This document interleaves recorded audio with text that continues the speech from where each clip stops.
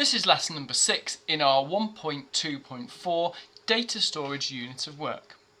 Today we're going to be thinking about how binary numbers can be multiplied and divided. For the last 2 lessons we've been looking at addition. Now the key word here is a binary shift. A binary shift is a multiplication or division. On here you'll see binary addition.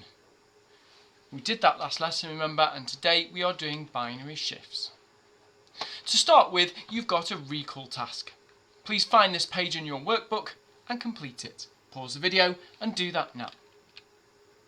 Let's have a look at some of the answers. First of all, the binary sequence should go 1, 2, 4, 8, 16, 32, 64, 128. Here you can see the binary numbers that have added, and you can see the pattern of the binary numbers. We know they double. Now what do you notice as we go through our binary sequence? If you look at the pattern, well, that one bit moves along. So the pattern of the binary numbers is they double. When that 1 moves along, it doubles. We should hopefully understand that, because if we've got a 1 in our top row and the rest is 0, that would be 2. Move it 1 to the left, that would be 4. The number's doubled or multiplied by 2. Now, as I've said already, we're looking at something called binary shifts. We can actually only divide or multiply by a sequence in the binary sequence, or a number in the binary sequence, so 2, 4, 6 or 8. So you can multiply by 2, multiply by 4, multiply by 6 or multiply by 8. You can do more, but obviously not at this level.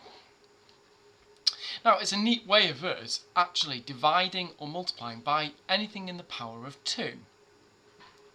When we move a bit to the left, it's called a left binary shift. The number will double in size. When we move it to the right, it will halve in size, and that's called a right binary shift. Let's have a little bit more information. First of all, tell me what a binary shift is on this page in your workbook. So below is an example of a left bit shift of 1 place. The top number is 27 and the bottom number is 54. If we move left all the 1s, we're going to end up with the number doubled. So 27 times by 2 is 54. You should have noticed that this is called a left binary shift, multiplication by 2. It's 1 shift to the left.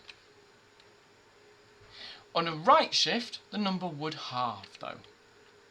That's our division. So add to the bottom of our slide now to tell me that a left shift is where we multiply and a right shift is where we divide. This is what we need to explain in an exam. A left shift by 1 place is also the same as multiplication by 2. A left shift by 2 places is like a multiplication by 4. A left shift by 3 places is like a multiplication by 8. Notice how when we shift the 1s, we replace them with zeros. So any new bits will be zeros. Here's our right shift. It's exactly the same. If we shift something to the right by 1 place, we move everything to the right by 1 place, or all the 1s, that's the same as a division by 2. If we move it by 2 places, that's the same as a division by 4, and by 8 places, the division by 8. Here's a quick video to give you a little bit more detail. Please pause my video, get this hyperlink and watch this video. I've made you a quick menu. Multiplication to the left is a binary shift to the left. Division is a binary shift to the right.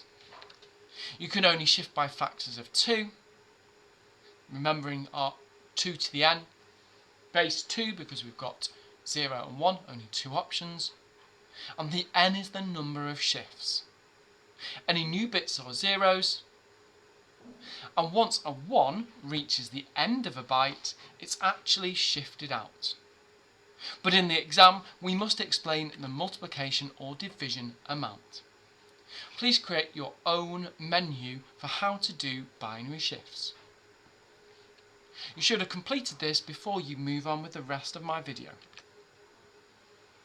And I want you to have some practice. Go into Google Classroom, find this spreadsheet and try and complete all the answers.